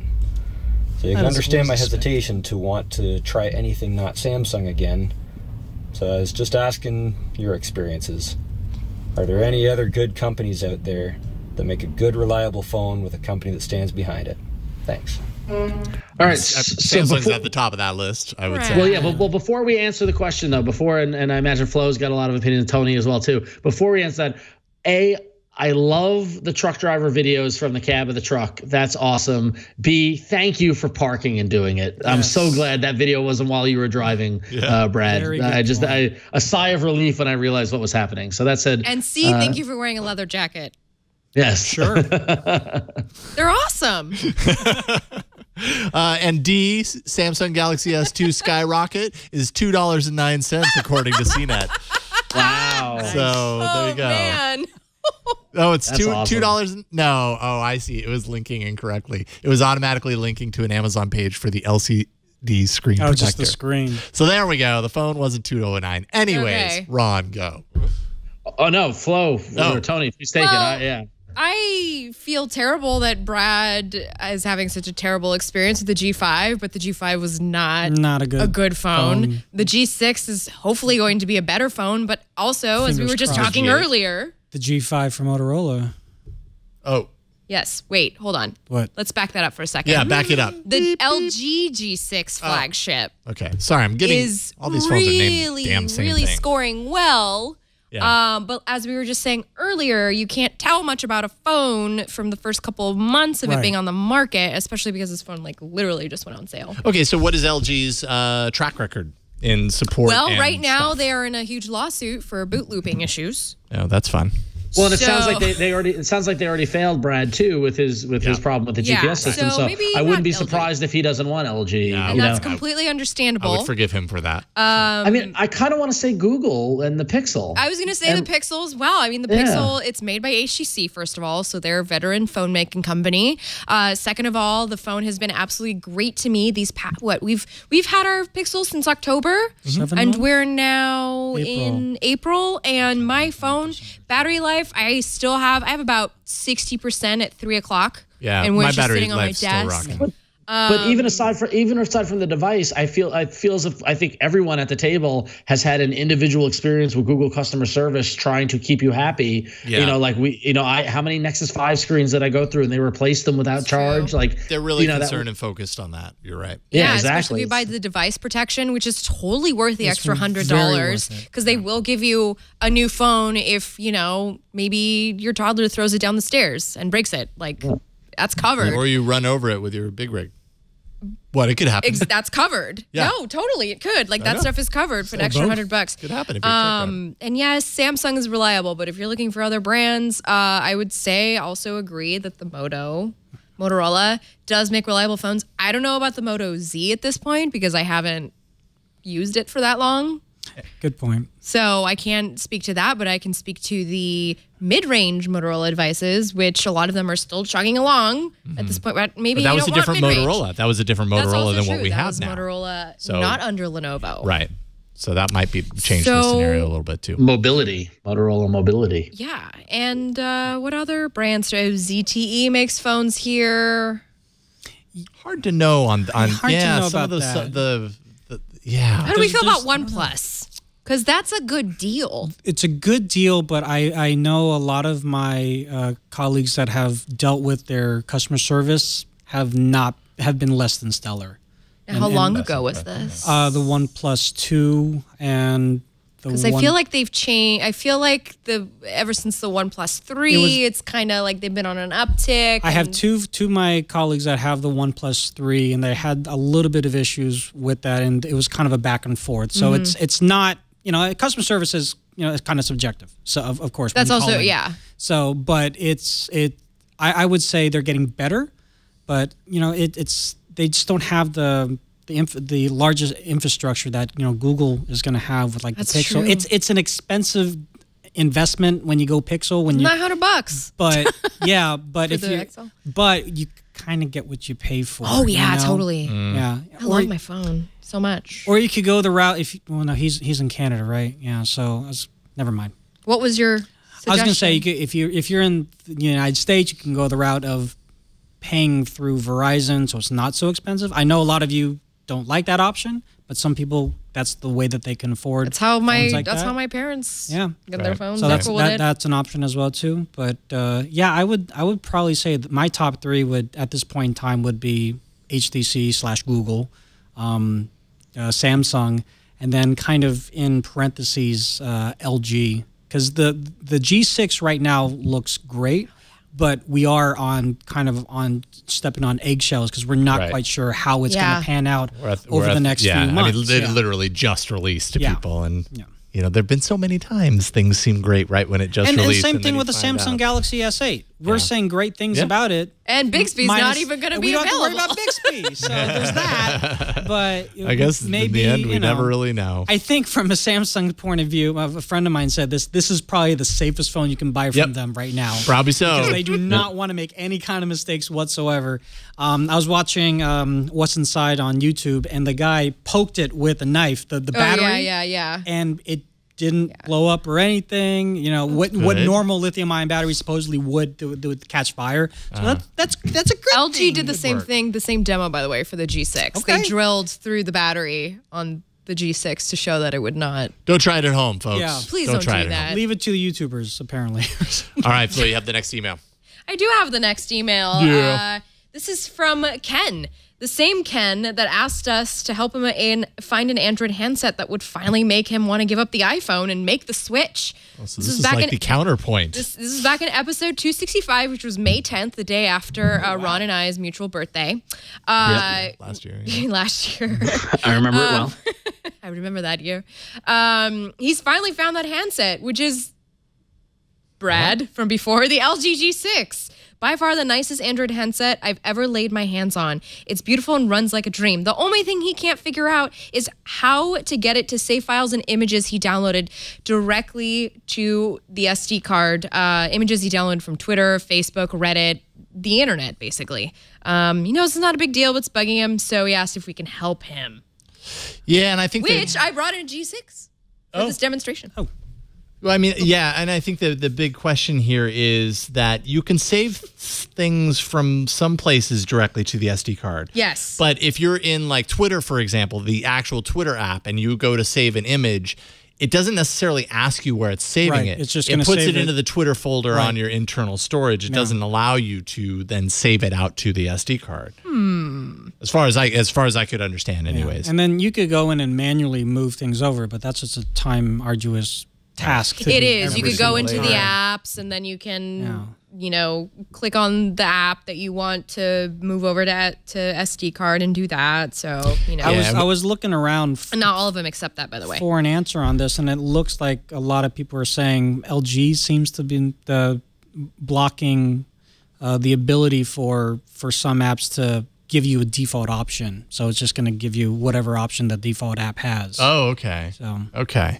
I found it might be an LG thing, but I'm not quite sure. There was no option in the storage portion of the app settings that allows you to move it to the SD, which I find to be slightly odd. Right, which is so it might be that. It might be LG, a limitation of LG. Yeah. I saw some people that were saying ES File Explorer has the ability to adjust your home directory. Yes, but ES File Explorer is. I don't know if you want to mess around with that. It's not from a good. They put a lot of that takeoverware that takes over your home screen and displays ads. Don't do that. But, however, maybe it's possible to do that with another file manager. Yes. Assign a different home directory. Instead of it being your home directory being the home directory on your internal storage, maybe assign it to your SD card, and then maybe the Android OS as a whole. See, I don't know. I don't know if that would actually work. But I haven't tested that myself. Yeah. Well, if we do find an answer to this, promise to update you. You can encrypt your SD card very easily from the settings if you need to. That's good to know. There you go. All right. Sorry, we don't have an exact answer for you. I think the answer right now is that's not very easy to do. That's what we can give you. But congratulations for finding your phone. That's always a great moment. It's like this moment in time when you find your phone, like the car. And you find your bliss and everything works. I know it well. I love that moment. Hallelujah. Mike writes in and says, thanks to breaking my neck in a motocross accident. I'm really sorry, Mike, that happened to you. He says, I need to get a new smartphone, but need to control as much as possible hands-free. I've been holding out for the new Moto X, but I'm curious if any other Android-based phones would work better. I know Google has a new app that adds a lot of voice control, but I have no way of trying it out. Can you guys recommend any phones? I feel like this is less tackled in what phone do I get, and more tackled in how do I operate my phone hands-free? Accessibility settings. Accessibility settings is a part of this Google. So the app that Mike was talking about is an app called Voice Access. It's released by Google. Right now, it's a closed beta, from what I understand. It's not open to everybody. You can sideload it. So if you go to APK Mirror or a trusted source of side-loading APKs. APK Mirror, basically. That's the one you can trust. Stick to that. By the way, APK Mirror, the people behind that, Android Police folks. So if you trust Android Police, you trust APK Mirror, essentially. And they do all sorts of vetting and testing of those APKs. Really great source for side-loading APKs, legitimately. So you load that on there. It works without an internet connection. You enable inaccessibility settings in order to get it started and kind of rope it in. It requires Google Now always on, and that's because you want to be able to throw voice commands at this even when your screen is off. That allows you to do it. Because you broke your neck. in a motocross accident. And I'm very sorry. Which is kind of awesome, by the way. And unfortunate. Yes, but I mean, if you're going to do it, hey, that was an awesome way to do it. All apps and functions on screen are basically given a number. So everything that you see on your screen has a little number beside it. You speak one of the numbers in order to activate that action or app, or you can say open app name, whatever the app is. You can compose messages. You can use voice for navigation. You can simulate gestures like swipe up or swipe up on the lock screen or whatever, all with your voice. It works on any phone, Jelly Bean and up. So I kind of feel like it's less a question of what phone should I get. You could probably get most phones, and it sounds like Moto X has you curious. Get that. Load this on there. Maybe get some help from someone who can help you load that on there if you're unable to do it, and get it all set up. And I think you're set. There's also hands-free capabilities in Android Auto, and it also taps into which you can use on your phone. Hubs. But if he was in an accident, that's not going to help him very much. You're right. For those who are curious, but there you go. For those of you who didn't break your neck in a motocross accident, which I'm very sorry once again that happened to you, but I hope that helps. Get well soon. TTFN. All right. Well, another email comes in from Mark, writes in and says, "Hey, All About Android. I've been a loyal listener since the beginning." He said the Amazon version of the Moto G5 Plus 64 gigabyte was $239. Who cares about the lock screen? I'm a Prime subscriber, so it's nice to have all the Amazon apps on the phone. I received it the day it was released, free Prime shipping, which is great. It's nice to hear about something I own on the podcast. With a 128 gig micro SD card, I can download Netflix, Amazon Video, and Dish anywhere. The Bein, BEIN Sports Connect app actually works on this phone. If you don't think that's a big deal, read the reviews of the app in the Play Store. Who needs to pay $400 or more for a phone? If you pay that much, you must be able to write it off for your taxes. It doesn't seem worth it to me. I did have the Nexus 5, but I couldn't bring myself to pay that much for the next Nexus and the Pixel. Well, forget about it. Sorry, Ron. I'm not interested in the latest and greatest. Neither am I. He says, I had a web TV, so I'm willing to settle. Yeah, I remember the web TV. You settled for a lot. So, Mark, I'm honestly, I'm with you. If all of us here, I'm the last to get the latest and greatest. I held on to that Nexus 5 for how many years? Like nearly 2 years, right? So, like, I'm with you. If you can find a phone for $250 that does everything you want and works great, then that's the name of the game. Not all of us are like Flo and Jason there who can afford the $800 Samsung hotness every time it comes out. It's because we do this for a living. They get to write it off, though. So it's the tax write-off. It's for work. It's for work. Anyways. Well, the Pixel it's nice was that we get to, though, but anyway. I will not argue that. The Pixel was a wedding gift to yourself, wasn't it? It was, actually, yes. I used wedding money on it.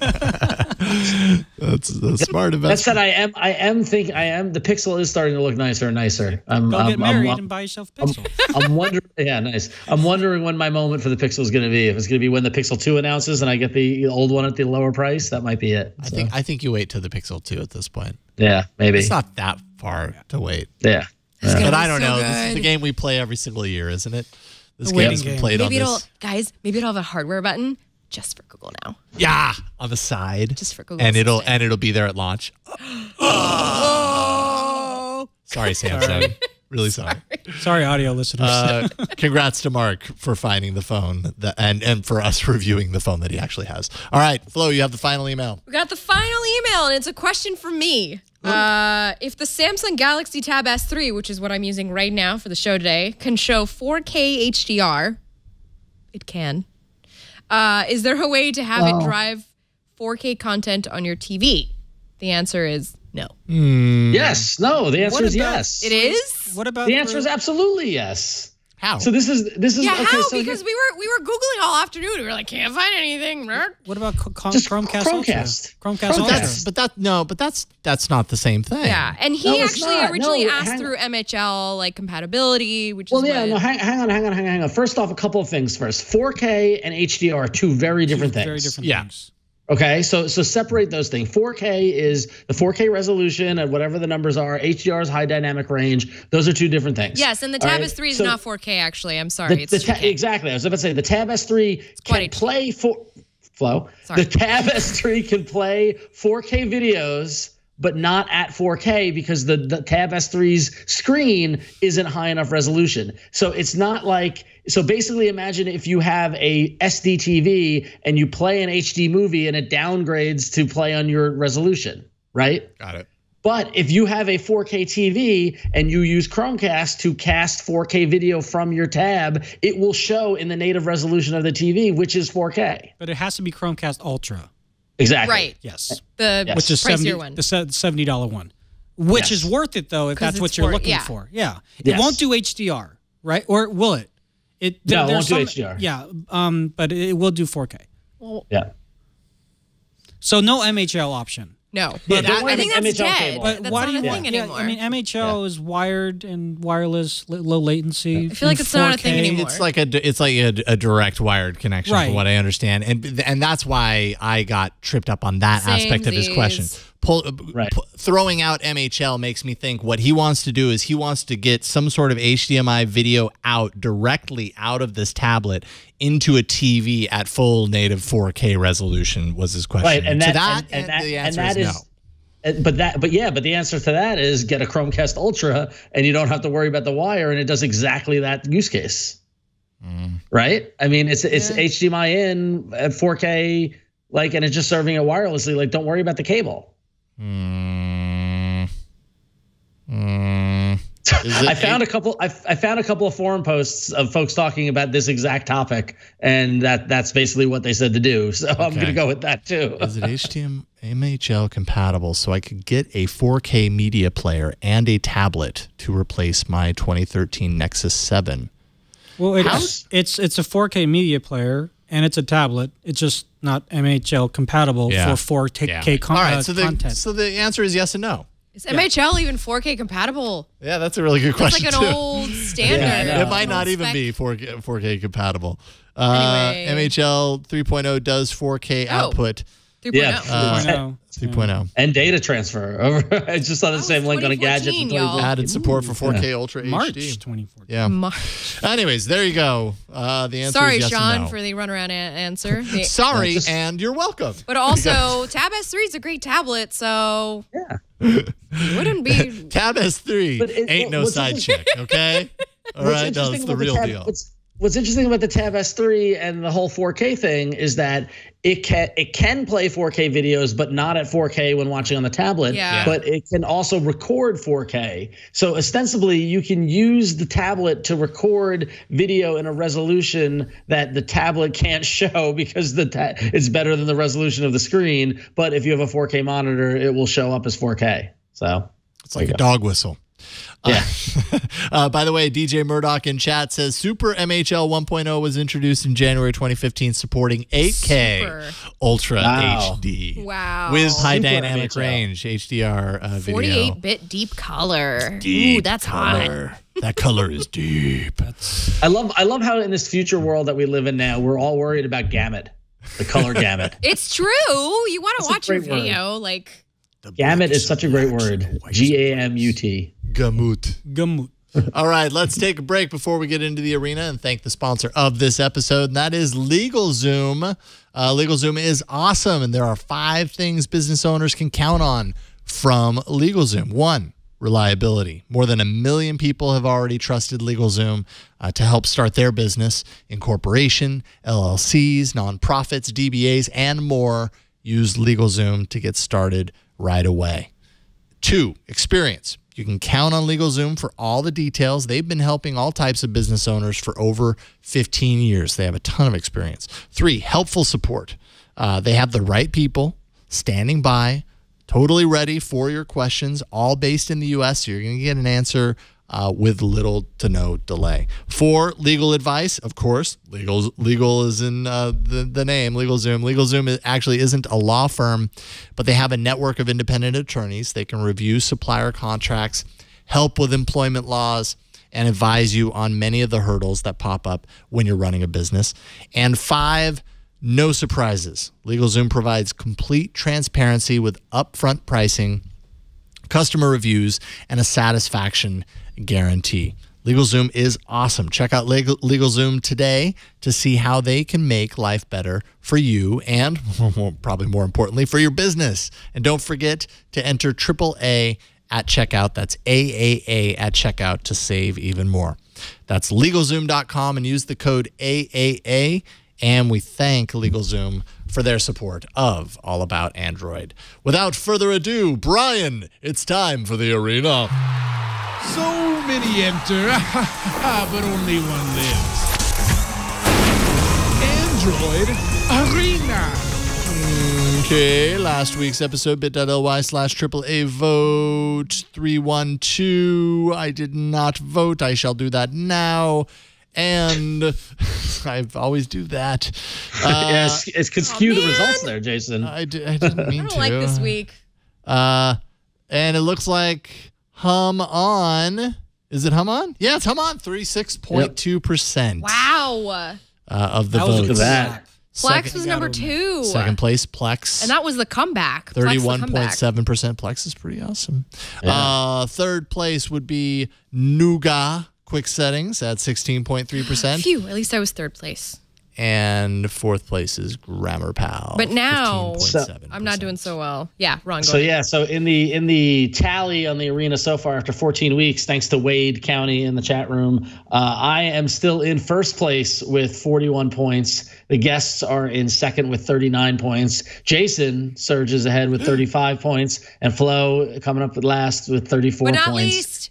But not least, no, not at all. But Jason, that win helped you there. You jump past Flo. You're climbing the charts. Another win, and you're going to pass me. You're taller than me. You're climbing the charts now. You're always above me.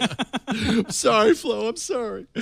Excellent. All right, feeling good. Flo, you are up first. All right. Well, I brought a launcher to the arena this week because I was feeling really frisky this past weekend, and I really wanted to just redo my layout. I wanted something different. Now, at first, I went to Nova Launcher and I said, is this something I really want to use? Do I really want to use this? Because I tried using it many years ago and I just wasn't into it.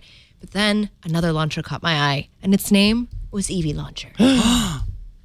See, so we all gasped. Yeah, well, at least two of us did. Insert music here. I know, there should be music. And sorry, y'all. Clearly, I didn't prepare this shot over here. My tablet is on night mode, so I was gonna say, let me take it out of night mode so that there we go. Because the sunset. There we go. So this is a little. This is the Eevee launcher. Now, unlike the, let's say, Pixel or Google launcher, when you swiping over, you're not getting any of the Google Now over here. But I do love this. The way the app drawer just slides up, everything is in an alphabetical order.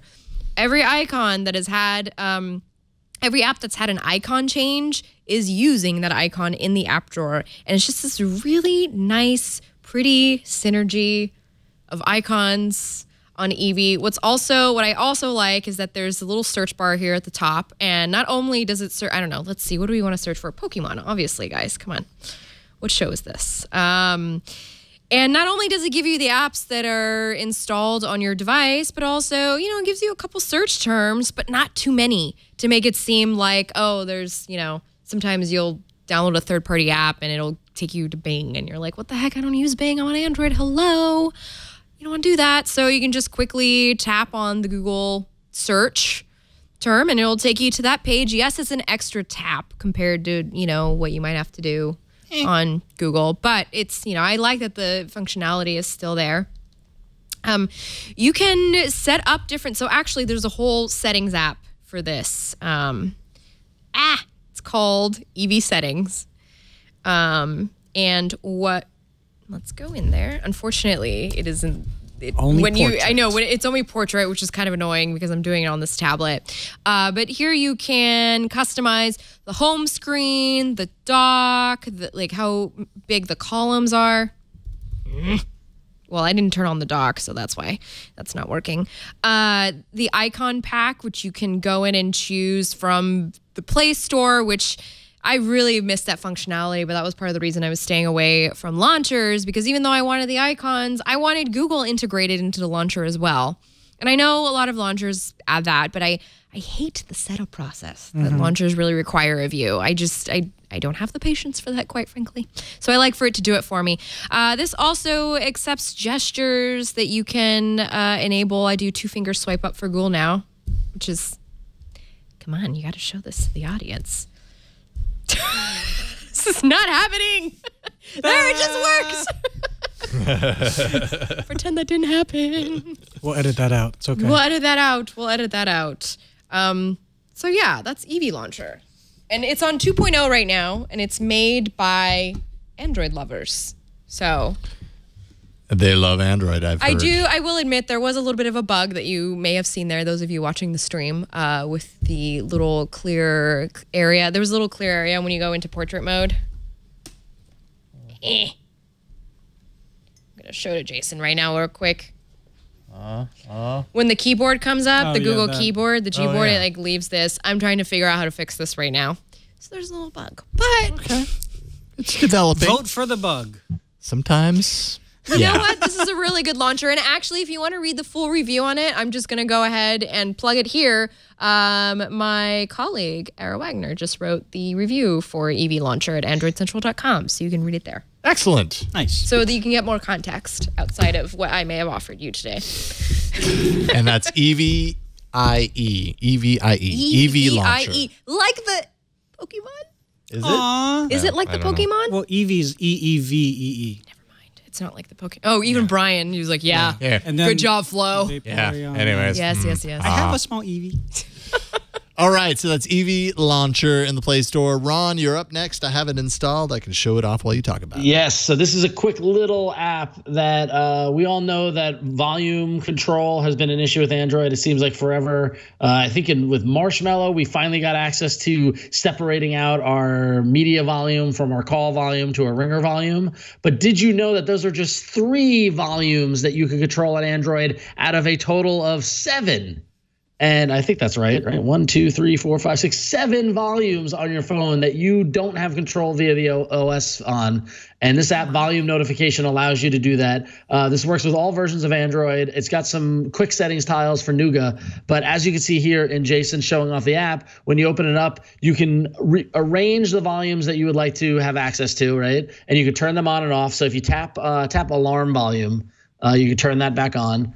And we're just going to turn them all on. So what we've got is we've already got media volume, call volume, ring volume. We're going to turn on alarm volume. We're going to turn on notification volume, system volume, and Bluetooth volume. If you have a Bluetooth speaker, this one is key and amazing. So now if you go back, just go to the home screen, Jason. If you just go there and just swipe down on your phone, you will see the notifications. You'll see a notification bar that exposes all of the ones you've turned on. If you tap on the Bluetooth one at the very far on the right, Jason, if you tap that, it will give you your Bluetooth volume control right there to control. Look at that. So you can turn them on and off as you want, as you need, as you want. It give you the level of control that you wish you had. You have alarms only, so it doesn't do that there. So now also, if you're on Nougat, if you swipe down furthermore, Jason, into the notification pane. There you go. And you can edit your notification pane. Hit the pencil on top. And now to drag to add tiles, you can expose all of these volumes via quick settings tiles. So that's a nice little addition as well, too, for you Nougat users.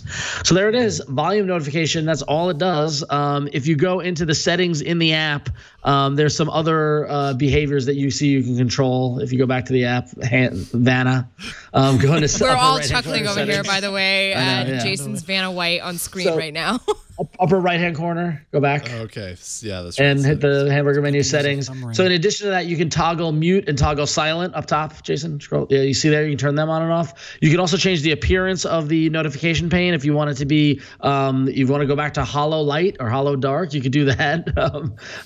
Or you can do a custom theme, which is nice. You can also choose a translucent background if that fits with your launcher. And then also on the yeah, that's not a good idea. Yeah. Turn off translucent. There we go. And then under notification settings there's a whole bunch of stuff here where you can control it, where you can turn off that notification window. If you're a Nougat, let's say you just want the quick setting tile, see it goes away. You can have this start at boot or not start at boot. You can make it at the top priority to appear at the top of your notifications. You can hide this from your lock screen, or you can even hide the status bar icon, which is cool too. So so there it is. Volume notification, a very handy app that gives you more control over your device and works on, I think, Android 4.1 and up. So there you go. Excellent. Volume notification. It's volume on steroids. If volumes could take steroids, this is what you'd get.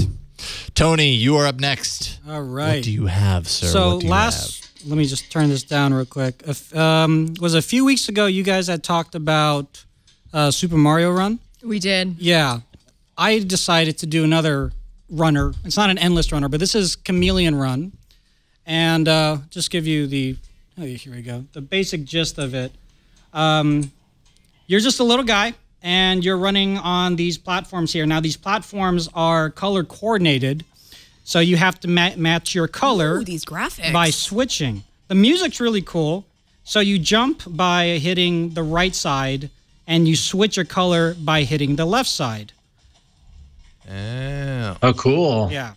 So essentially what's really nice about it too is that it gets harder and harder as you go, obviously. And I'm not doing very well right now. It's hard to talk and play at the same time. Yeah. I practiced last night. This is really embarrassing. Did you practice while talking about it? I practiced not while talking about it. Different worlds. This is it's $2, but you can actually get a lot out of it. Minus $10 from Super Mario Run, and there's actually 2 different levels. I have yet to unlock the second level, but I've been playing this I don't know. Every I know. Every hour, while I'm waiting for edits to go through.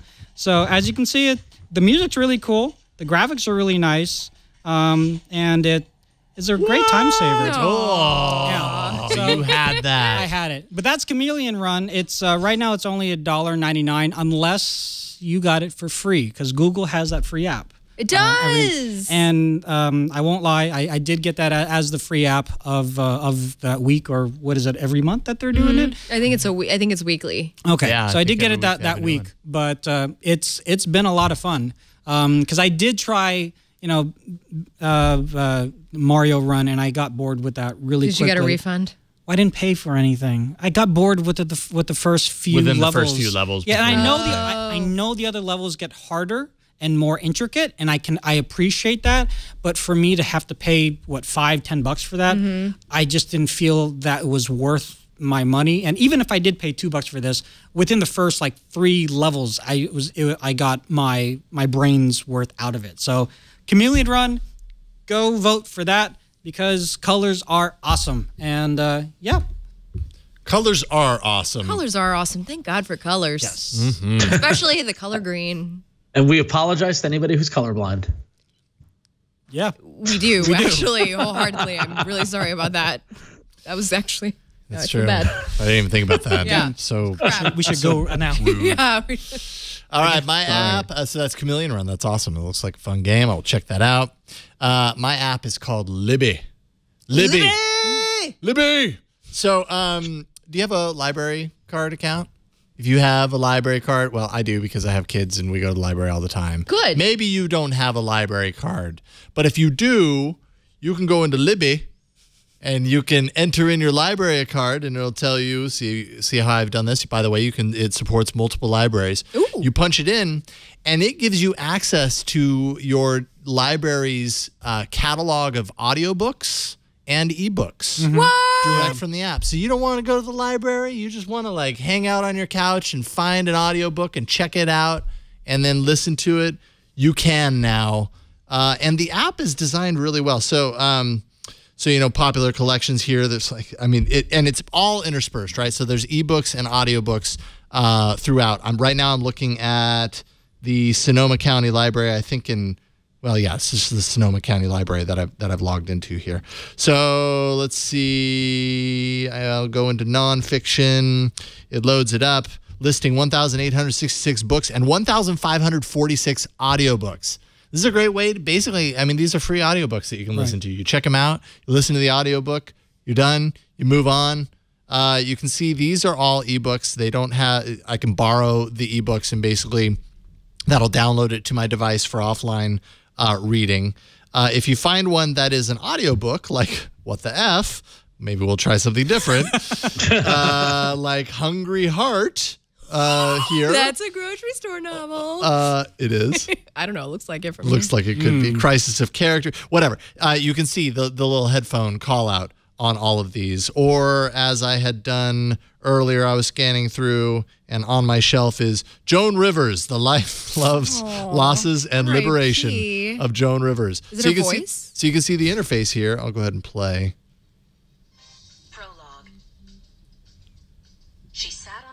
Okay. So, I don't want to know where that's going. But anyway, so you've got the whole interface here. You can drop bookmarks if you want. You can make a note on that bookmark. It's a 30-minute timeout. So if I wanted to fall asleep with it or with the book reading, it would turn off in 30 minutes and I wouldn't lose my place. You can speed up your playback of the audiobook. And I mean, it's free, man. Like you can scroll through. This is just a sample. I haven't checked it out yet, but it has samples that you can play through to see if you want to actually check out that audiobook or ebooks. The Chimp Paradox. Sure, let's go ahead and take a look at that. I'm going to read a sample here. And this is the mind management program something. And you can flip through. You got your ebook, and you didn't pay anything for it because it's from your library. And you can borrow it, and then it'll borrow. Here, I'm going to borrow this one. I don't even know if I'm going to read it, but I'm going to borrow it. 21 days. I'm borrowing it for 21 days. Chimp Paradox. I'm going to go ahead and borrow that, and it'll add it. Go to my shelf, and there we go. I can start reading. It's due in 21 days. I'm assuming I'll get like a notification when it's checked back. I was going to ask if you're going to get charged if you forget. I can't. So in order for me to install and enter my library card in here, I had to pay fees. Oh. Close to $20 in fees because when we go to the library, my girls want to check out tons of books. We're not doing that anymore. We check out like 30 books at a time. And you know how we were gone a couple of weeks ago. We went to Toronto. Yeah, apparently they were due while we were gone. Oh. Anyways, so this app cost me $20 to show you. Lesson learned. Anyways, so it's just, and it's got a really great interface. Like it's not just like a boring like library, created by your local library, baseline design. Libraries are becoming high tech, man. They have to. They've always been high tech. I worked at the library all through college and high school and everything, and yeah, they got to be cutting edge, and they are. I think we don't give libraries enough credit. A lot of credit, yeah. So it's just so cool, right? Like audiobooks and ebooks. Go ahead, check them out. 21 days, and then you put them back in. It taps right into the library card that you already have, and it's designed really well. There you go. And it supports multiple libraries. So if you have accounts for different libraries. So I can use my San Francisco library card in that, even though I don't live in San Francisco anymore. I'm guessing you could if you still have the card and an account that's active. Yes, I do. And it synchronizes all this stuff across devices. So if you have multiple devices, you can pick up another device and jump right into where you left off. Librarians always thinking about things. I know. It's very nice of them. It's and how called do we treat them? Libby! From Overdrive. That's right. bit.ly/AAA vote 313 to place your vote for your favorite app this week. Is it Eevee Launcher? Is it Volume Notification? Is it Chameleon Run? Or is it Libby? I don't know why I feel like I need to say it that way, but it just, why not? It works. It works for me. Place your vote, and we'll check in on it next week. Wait, I missed what did Brian vote for? Yeah, I missed who did Brian vote for? I went for Libby. Libby. Yeah, I love the library here in Petaluma. All right. Support your library, even if it's in the digital form. But that is it. That's all we got for you. Tony, always a pleasure getting you up here. Thank you so much. Yeah, absolutely. Yeah. Always love coming here. Well, a lot of fun. What are you working on right now? What's your deal? Lazy Tech TV has a couple of articles coming out the month of April, including Plex. I have a Plex article that I have to push out. So we're working on that. I've got other side projects. If you just look up like Lazy Tony on YouTube, you'll find like 3 different Lazy Tonys like channels that I have. So just not lazy at all. No, but that's the quite prolific actually. So it's been fun, been crazy, but hey, keeps me going. Yeah, right on. Excellent. Lazy Tech Tony on Twitter. as well. Yeah. Right on. Always great. Flo, what are you working on? What's going on in your world? Anything you can tell people about? You can read my works at androidcentral.com. And if you'd like to follow me on social media, I'm at o.flo on Twitter and Snapchat. Although recently, I've been really wondering what my relationship with Snapchat is like because there seems to be a mass exodus. Oh, and that mass exodus happened months ago, Flo. No, well, now it's happening to me. Now it's happening to my Snapchat social circle. Like, even the actresses and the comedians that I have started following on Snapchat are like, I don't know, fam. I feel like IG Stories is better. And then I'm like, no. And they're like, okay, maybe I'll stick around a little bit. And then they just leave. Wow. So this is a big deal. I don't know. I'm having a bit of a emotional. The only people I follow on Snapchat are the ones that take advantage of the masks, the faces. But other than that, everyone else I just follow on for their IG stories. That's it. Yep. IG Stories is where it's at, man. Yeah. Although Facebook Stories can go to hell as far as I'm concerned, because I opened up the Facebook app when they launched that and I immediately closed it. I was like, that is a headache I do not need. I get notifications for them. Like, why? I thought I turned that off. Oh gosh. Have you seen all the jokes that were going on Twitter when that happened, when Facebook launched Stories, and they're like, and basically rolling out stories across every product, like Slack stories and Excel stories and Flow stories. Yeah, everybody's adding stories to their app, and it's not a good idea. It's not a good idea. It works in some places, not everywhere. But no. Wow. Well, I missed that boat entirely. Apparently. Yep. It's difficult. Yeah. It's difficult. It's difficult for me. I've been cutting back on my social media. I know, and I genuinely, in fact, because of your cutting back, I'm not on Facebook as much because now I don't have any. Because she was only on Facebook just to read your updates, Jason. That was what you didn't realize. A lot of there was also a mass exodus from Facebook after the election, and I miss some people on there, but that's why I don't check it as much anymore. Yeah. Yep. Crazy world. Wow, what a downer. I know. Yeah, let me try to pick things back up with fun things. Like fun podcasts that are about life and living, and you could listen to them over at ifanboy.com every week. Me and my two of my best friends in the world are talking about comic books every week. And you can hear the love as we just do the same podcast we've been doing for 12 years. But also we recently did a special edition podcast about T2 Train Spotting, which is up to this point my favorite movie of the year. So you can go check that out at ifanboy.com. And then, of course, my other podcast with Tom Merritt, another one of my favorite people in the world, Damn Fine Podcast at damnfinepodcast.com, where we're talking about Twin Peaks. And in fact, one Mr. Brian Burnett is going to be coming on soon. In fact, we're recording with him this week, and that will be out later this month. We are moving to Was Brian aware of this? I'm totally prepared. I'm all caught up on the podcast and have learned about Ron's rage for James. So, but James is the worst. But you'll be able to hear Brian on Damn Fine Podcast sooner than you think, because as of next week, we're moving to 2 episodes a week so that we finish everything before season 3 starts in May. So we're going to be a bi-weekly podcast. Yeah, so that's going to be fun. I just, as I say that, I realize I have a lot of editing to do this week. So. There you go.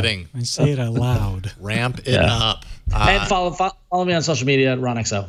That's excellent. Me. All right. How about you, Brian? Well, I'm existing over here in the abyss right now, but on Thursdays I do a show with Padre, Know How, and keeping the energy up, keeping the positive attitude. If you want to follow me on Twitter, it's mostly like hippo gifs and corgi gifs. So, if you're feeling down. Yeah. You see, that's the thing, is that like Flo and Jason, you're talking about being down on social media. I feel like me and Brian get it right in that it's just for nonsense, just post nonsense. I think you're right. I think you're right. Yeah. I need to tweak my strategy. I need to strategize how I use social media with hippos, actually, because that was really cool. It almost doesn't look real. Maybe it isn't. Follow me to know more. You can find me at jasonhowell.net or yellowgoldmusic.com. They both point to the same thing. And that's it for this week. We always appreciate you coming around. Voicemail 347-SHOW-AAA, as if you just walked in the room. We're like, hey, you came around. Send us an email, AAA@twit.tv. Also video mail to AAA@twit.tv. Find us on Twitter. We're at Android Show. Reddit, twitaaa.reddit.com. Show notes and past episodes can be found at twit.tv/AAA. You can also find our episodes on YouTube and iTunes, and you can catch us live every Tuesday starting around 5:30 p.m. Pacific at twit.tv/live. That's it for this week. We'll see you next week on another episode of All About Android. Bye, everyone. I drew a heart.